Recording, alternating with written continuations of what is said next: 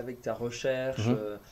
à droite, à gauche, de produits, qu'est-ce que toi tu penses en ce moment du Beans to Bar? Parce que ça c'est vraiment quelque chose qui se développe Ouais, à l'échelle mondiale. ouais, Euh, à Londres j'imagine aussi. oui, bien Hein, sûr. Ouais, ouais, ouais. et qu'est-ce que toi tu penses de cette tendance?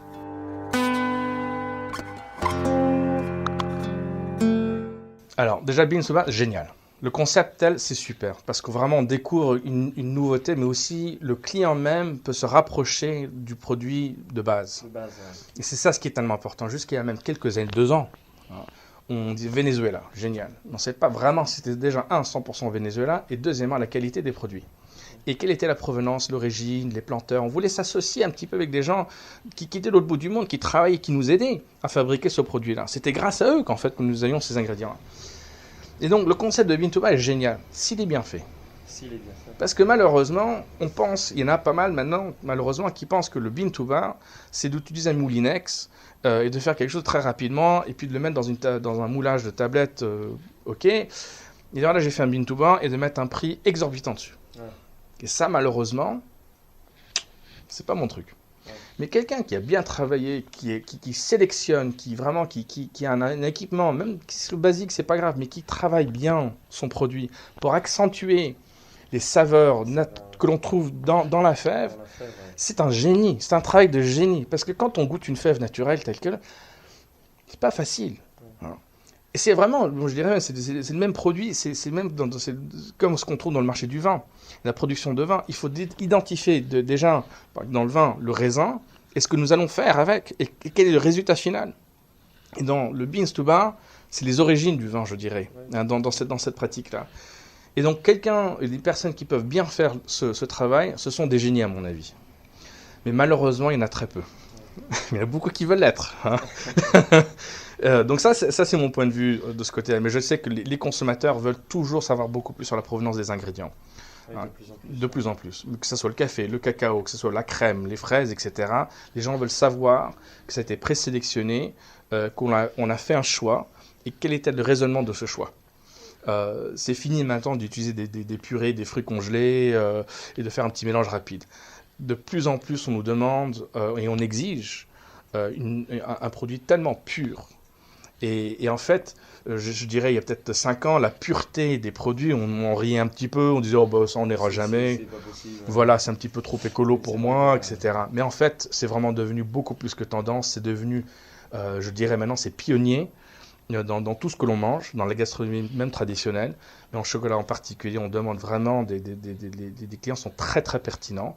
Ils veulent savoir la totalité de la provenance du produit. Et ça, je trouve remarquable, parce que ça montre qu'on a besoin d'une traçabilité, et ce qui donc nous aide à assurer donc, que des bonnes choses dans le monde du chocolat, en particulier dans le monde du cacao.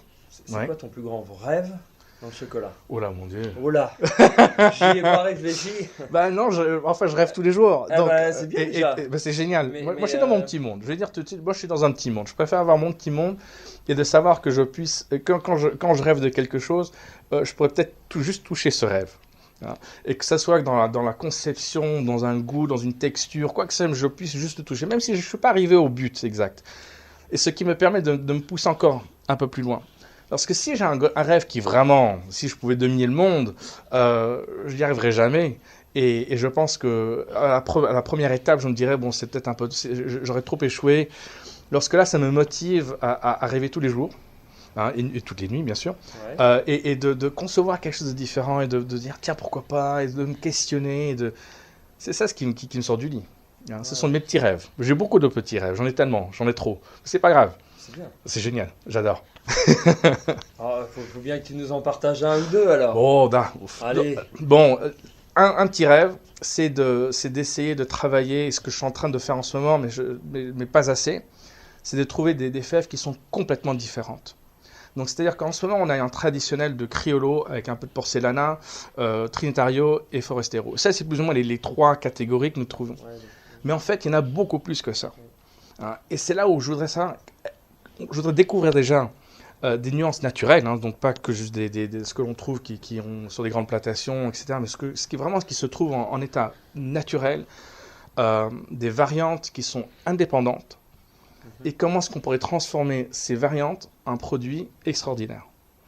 Et on a touché un petit peu le terrain là-dessus avec un partenaire au Brésil qui ont travaillé un produit qui s'appelle le Grandiflorum, ce qui est en fait le cousin du cacao. Et ce qui est extraordinaire. Et donc j'ai pu jouer un petit peu. Et tout de suite, ça m'a ouvert les yeux pour dire, mais il y a encore plus. Et puis quand on en a parlé un petit peu plus, on a pu découvrir qu'en fait, il y a beaucoup plus de variantes du théobroma, qui se trouve surtout en Amazonie, qui n'a toujours pas été touché. Et ce que l'on me dit sur le Grandiflorum, c'était en fait les fèves qui ressemblent au cacao, ça ressemble vraiment au cacao. Les Indiens d'origine ont donné le cacao que nous connaissions aux Européens parce qu'ils voulaient s'en débarrasser, parce qu'ils voulaient garder le plus précieux, qui est donc le Grandiflorum. Comme les choses ont changé, si le destin du Grandiflorum aurait été de l'autre côté, on sera en train de maintenant déguster de plus en plus du Grandiflorum et pas du chocolat et du cacao.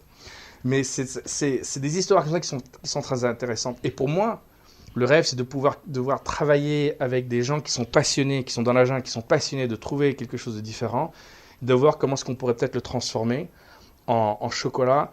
C'est pas forcément qu'il soit le meilleur chocolat du monde, mais que l'on puisse le goûter. Et c'est d'ouvrir cette porte d'opportunité et de ne pas être toujours renfermé sur les catégories que nous ayons en ce moment.